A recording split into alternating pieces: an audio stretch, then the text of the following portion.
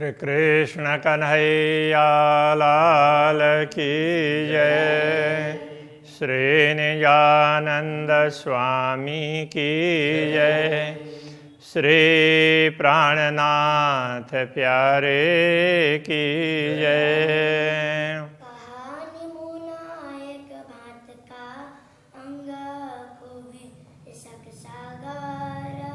खुशबुए नरम चकनैया सब सागर कहे योकार। सब सागर कहे यों कर। श्री कृष्ण कन्हैया लाल की श्री राज्य के मुखारविंद की बात चल रही है। जो रंग कहूँ गौर का तो सागर मेर तरंग। जैसे श्री राज्य का मुखारविंद है तो उसको गौर वर्ण का कहें तो भी उससे निकलते हुए आभा है ना, तो उसमें वो ही एक प्रकार से सागर ही है। तो उससे वो प्रकाश की तरंगें पहाड़ों की भांति, ऊंची ऊंची पर्वतों की भांति निकलती है। जो कहूँ लाल मुख अधुर, और उनके मुखारविंद को लाल और उनके मुखारविंद को और अधर को, ओष्ठों को लाल कहें तो हुए सागर लाल सुरंग। तो लगता है कि वो पूरा सागर है, लाल और सुरंग, बड़ा अच्छा। तो इस प्रकार का, तो ऐसे लाल लाल और बड़ा सुंदर ऐसा लगता है। हक के मुख का नूर जो सो नूर ही सागर जान। तो अक्षरातीत धामधनी के मुख का प्रकाश, मुखारविंद का प्रकाश से उससे मानो पूरा पूरा प्रकाश का सागर बन गया हो, ऐसा लगता है।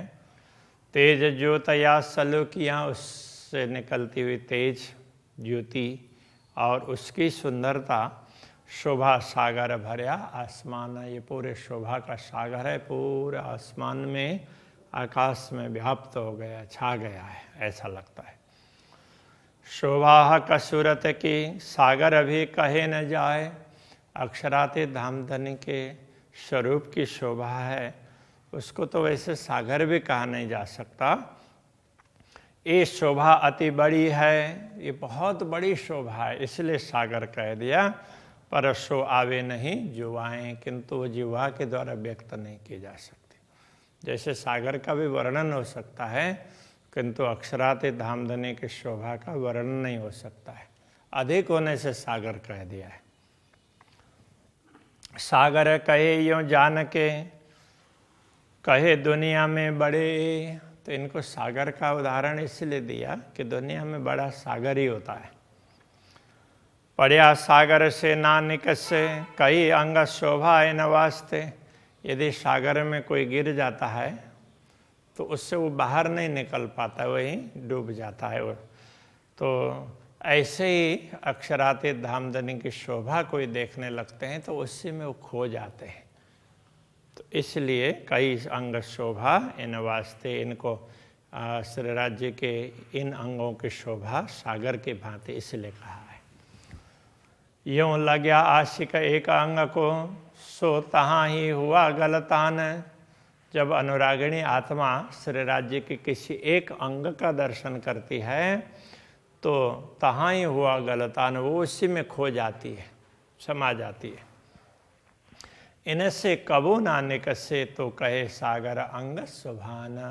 तो उससे कभी भी वो बाहर स्वयं निकल नहीं पाती है। तो इसलिए अक्षरातीत धामधनी के अंगों को सागर कहा। जैसे सागर में भी कोई डूब जाता है तो वो बाहर नहीं निकल पाता है। तो यदि उस सागर ही उसको बाहर निकाल दें तो निकल पाएगा, बाकी अपने आप तो नहीं निकल पाता है। तो इसी प्रकार ब्रह्मात्माओं को भी अनुरागिणी आत्माएं श्री राज्य के स्वरूप का दर्शन करती है तो एक एक अंग का दर्शन करते उसमें खो जाती है। तो जब अक्षरातीत धामधनी चाहेंगे तो उससे बाहर निकाल करके उसको दूसरे अंग का दर्शन करवाते हैं। ए रस रंग उपले केते कहूँ, कई विध जिनस जुगत।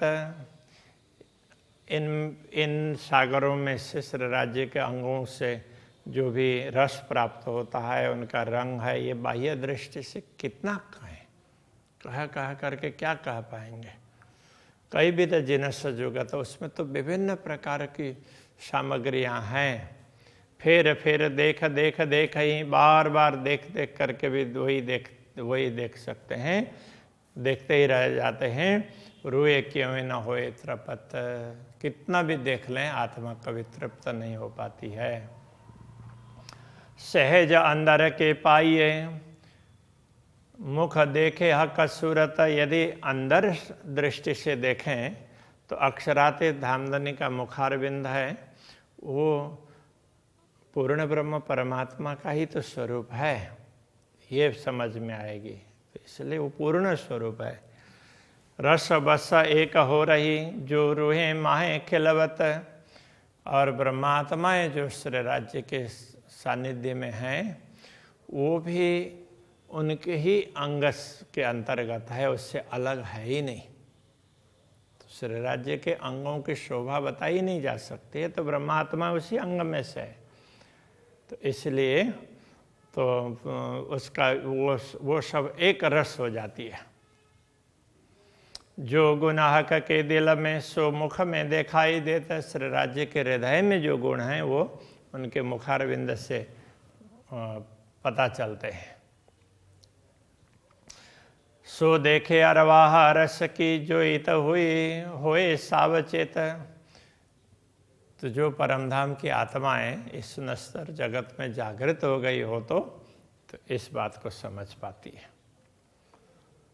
मुख बोले पीछे पाइए जो दिल अंदर के गुण, मुख से बोलते हैं, जो मुख बोले पीछे पाइए, मुख से बोलते हैं तो फिर समझ में आती है। जो दिल अंदर के गुण, दिल के अंदर के गुण हैं, मुँह से बोलेंगे तो पता चलेगा ना। पर मुख देखे पाया चाहे, तो अनुरागिणी आत्मा तो क्या चाहती है, देखने मात्र से, दर्शन करने मात्र से उन गुणों को जानना चाहती है। जो अंदर गुज रोशन, तो श्री राज्य के हृदय में जो गुण हैं, तो हृदय तो सीधा सीधा नहीं दिखाई देता है, तो मुखारविंद के दर्शन मात्र से वो अनुभव करना चाहती है, इसीलिए मुखारविंद का वर्णन कर रही है। जो गुण हृदय अंदर सो मुख देखे जाने जाए, जो हृदय के अंदर विद्यमान गुण हैं वो मुखारविंद के दर्शन मात्र से जाने जाते हैं। ऊपर सागरता पूर्ण ताथे दिल की सब देखाए, कि ये ऊपर सागरता पूर्ण का तात्पर्य, तो मुखारविंद की शोभा इतनी विशेष है, वो सागर की भांति पूरे पूर्ण है, इसलिए ताथे दिल की सब देखा, इसलिए वो दिल के गुण भी उसमें से दिखाई देते हैं। मुख मीठा सागर पूर्ण, मुखारविंद बड़ा मीठा है, मधुर है और पूर्ण सागर की भांति पूर्ण है। मुख मीठा सागर बोल, और दर्शन मात्र में भी मिठास है, और बोलते हैं वाणी तो उसमें भी मिठास है। मेहर सागर दृष्टि पूर्ण, उनकी कृपा दृष्टि पड़ती है तो वो भी तो सागर की भांति पूर्ण दिखाई देती है। लई इश्क सागर माहे खोल, तो वो ये सारे के सारे प्रेम के सागर में खुल जाते हैं। कहने का तात्पर्य तो सारे प्रेम के सागर में सब समा जाते हैं। यों गुण सागर केते कहूँ जो देखत सुख के रंग, इस प्रकार श्री राज्य के गुणों को सागर की भांति कहाँ तक कहें, जो देखकर सुख के रंग, वो सुख के रंग, उसमें सुख ही सुख दिखाई देते हैं। कई सुख नहरें किरना चले, तो उन ऐसे अनेक प्रकार के सुखों की तो नहरें चलती है, उसमें से किरणें निकलती है। कई सागर मुख सुख तरंगा, तो ऐसे अनेक प्रकार के सागर, वो नहर भी क्या है, वो सागर की तरह से ही है, और उसके सुख की अनेक तरंगें निकलती है। तो जितना देखते हैं उतना आनंद आता है, कहने का तात्पर्य है। कई रस रंग एक गौर में, एक रंग माहे कई रस, तो एक गौर रंग में उसमें भी अनेक प्रकार के रंग और रस भरे हुए हैं। और उन एक रंग माहे कई रसों, एक रंग में भी अनेक प्रकार के रस हैं। क्यों वर्णो आगे मोमिनो ब्रह्मात्माओं के सम्मुख ये क्या बताएं। इस मुख मासु का अजीम अरस, ये मुखारबिंद है। प्रियतम पूर्ण ब्रह्म परमात्मा परमधाम के स्वामी हैं, उनका मुखारबिंद है। इसका क्या वर्णन कर सकते हैं। एक सलूकी में कई चकलाइयाँ, तो ये दोनों ही सुंदरता ही है। सलूकी भी सुंदर और चकलाई भी सुंदर ही है। तो एक शोभा में ऐसे कई सौंदर्य दिखाई देते हैं। एक चकलाई कई सलूका, ऐसी एक सौंदर्य में भी ऐसे कई प्रकार की सुंदरता शोभा दिखाई देगी। ये स्वरूप कहते आगे मोमिन ब्रह्मात्माओं के सम्मुख अक्षरातीत धामधनी के दिव्य स्वरूप का वर्णन करते हुए दिल होता नहीं टूक टूक, ये दिल टुकड़े टुकड़े हो नहीं पा रहा है। दो तरफ शोभा कान भूषण, बीच नासिका शोभे दो नयन। अब कहते हैं दोनों तरफ कान के आभूषण है और बीच में नासिका। तो मुखारबिंद में दोनों तरफ कान और उनके आभूषण है, बीच में नासिका है। नासिका के दोनों तरफ नयन कमल सुशोभित है। तिलक नीलाट अति उज्ज्वल, तो नासिका के ऊपर ललाट में तिलक बड़ा उज्ज्वल है। दो अधुर मधुर मुख बैना, तो दोनों अधुर हैं, दोनों अधर से मधुर, दोनों अधर युक्त मुखारबिंद से मधुर मधुर वाणी निकलती है। शिर मुकुट एक भांत का, क्यों कहूँ जुआ रंग नंग, तो सिर में मुकुट है वो भी एक भांत का। कहने का तात्पर्य एक अलग ही प्रकार का है, ऐसा कहने का तात्पर्य। क्यों कहूँ जुआ रंग नंग, तो इस जिह्वा के द्वारा उसमें जो नग हैं, रत्न हैं, उनके रंगों का क्या वर्णन करें। ना देख सकूं नूर नजरों, तो उनमें से निकलने वाला नूर है न प्रकाश, उसको दृष्टि से हम देख भी नहीं पा रहे हैं ढंग से। कई किरणें उठे तरंगा, उनसे निकलने वाली किरणें हैं, उसके अनेक प्रकार की तरंगें उठती रहती है। कहे जुआ एता कहे, जो ज्योत भर्या अवकाश, कहा करके इस जुआ से इतना ही कहा जा सकता है कि वो आकाश में उसकी ज्योति छाई हुई है। आसमान जिमी भरपूरन, अब किन विद कहूँ प्रकाश। अब इस प्रकाश का वर्णन क्या बात करें, इससे तो आसमान और जिमी पूरा पूरा छाया हुआ है। भूमि भी छाई हुई है, पूरा आसमान भी छाया हुआ है। इन विद शोभा मुकुट की, ए जुआ क्यों करे वर्णन। ऐसी दिव्य शोभा इस मुकुट की है, इस जुआ से उसका क्या वर्णन हो सकता है। शिर शोभे नूर जमाल के, नीके देखे रुआ मोमिन। तो ये मुकुट तो अक्षरातीत धामधनी के भी सिर पर सुशोभित है और ब्रह्मात्माएं उसको भली भांति उसके दर्शन करती है। ए नंग जबेर कहता हूँ, सो शब्द सुपन जी मिले। तो ये जवाहरात अथवा ये विभिन्न प्रकार के रत्नों की बात कह रहे हैं। ये भी इस जिमी के हिसाब से इन शब्दों का चयन किया है। इस भूमि में यही शब्द प्रयुक्त हैं, इसलिए वो चुने। सो शब्द स्वप्न जी मिले, इस स्वप्न की भूमि से लिए हुए ये शब्द हैं। ए अरस जबेर भी क्यों कहिए, जो श्रृंगार कबका के। तो ये परमधाम के रत्न है, उनको दुनिया के हिसाब से रत्न नहीं किया जा सकता। वो तो अक्षरातीत धामधनी के अंग के श्रृंगार हैं। हो त जबेर पैदा जिमी से, नंग अरस में इन विद नाहे। जैसे भूमि में तो रत्न भूमि से पैदा होते हैं इस दुनिया में, किंतु परमधाम में कोई रत्न भूमि से पैदा नहीं होते हैं। परमधाम में ऐसा नहीं है, ये कह रहे हैं। ज्योत पूरन अंगले खड़ी, रुआ जैसी चाहे दिल माहे। तो ब्रह्मात्मा जैसा चाहती है ना, तो वो अक्षरातीत धामधनी के अंगों की ज्योति है, वो उसी प्रकार से दिखाई देती है। उसको रत्न चाहती है तो ब्रह्मात्मा को रत्न दिखाई देता है, जैसा चाहते हैं वही दिखाई देता है। उनके अंगों का प्रकाश ही है ये। भूमि से निकला हुआ अलग रत्न जड़ लेते हैं, ऐसा नहीं है। असल तन जिनो अरस में सो कर लीजो दिल विचार। जिनका असली तन परम धाम में है, ऐसे ब्रह्मात्माएं दिल से विचार करें। हक के सिर का मुकुट सो शोभा, क्यों आवे माहे सुमार। अक्षराते धामधनी के सिर का मुकुट है, उसकी शोभा, उसका पारावार नहीं है। कैसे पारावार हो सकता है? यूं ही है बीच अरस के, जिन्हों जो शोभा प्यारी लागत। ऐसा समझना चाहिए कि परमधाम में जिस परमात्मा को जैसी शोभा अच्छी लगती है, हर रूहें अरस अजीम की दिल माफक देखत। परमधाम की सभी ब्रह्मात्माएं तो अपने इच्छा के अनुकूल दर्शन करती है, इसलिए अलग अलग उसमें शोभा दिखाई देती रहती है।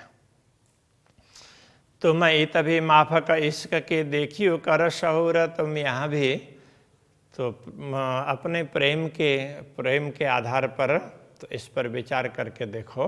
हिसाब न शोभा मुकुट की ए जुवां, क्या करे मजकूर। तो यदि दुनिया की दृष्टि से भी देखोगे तो मुकुट की शोभा का कोई पारावार ही नहीं है, इसलिए ये जिह्वा तो क्या बात करे, क्या बताए। हक सूरत सलूकी क्यों कहूँ मोहम्मद कही अमरद। अक्षराते धामधनी के स्वरूप की सुंदरता की बात क्या करें, क्या कहें, बताया ही नहीं जा सकता है। इसलिए रसूल ने मोहम्मद ने भी उसको अमरद सूरत बस इतना ही कहा, बाकी आगे कोई शब्द निकल ही नहीं पाए उनसे। किशोर कही मसीह ने सदगुरु श्री देवचंद्र जी महाराज ने, तो ये दिव्य स्वरूप है, किशोर स्वरूप है, ऐसा कहा। शोभा कही न जाए माए हद, क्योंकि अक्षराते धामधनी की शोभा इस नश्वर जगत में बताई नहीं जा सकती, इसलिए थोड़ा ही बताना पड़ता है।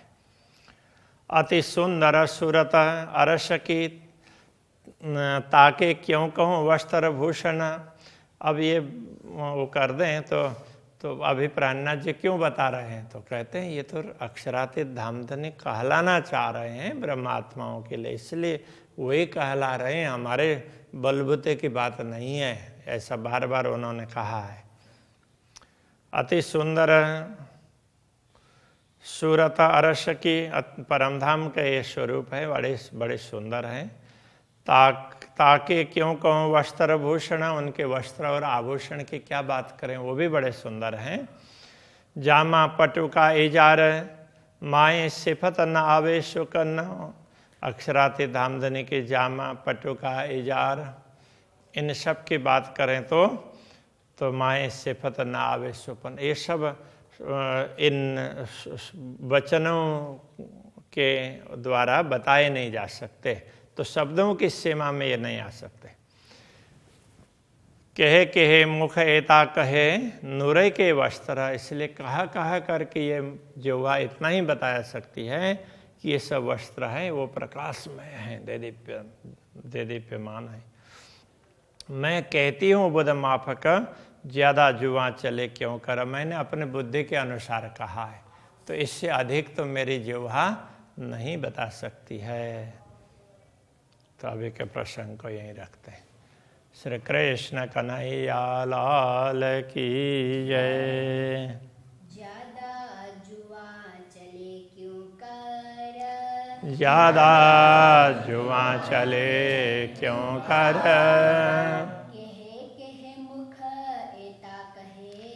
कहे मुख एता कहे,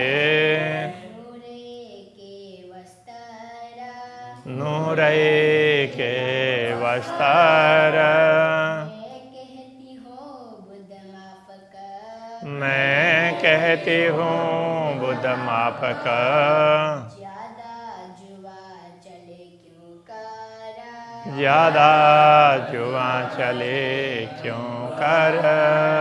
ज्यादा जुआ चले क्यों कर, ज्यादा जुआ चले क्यों कर।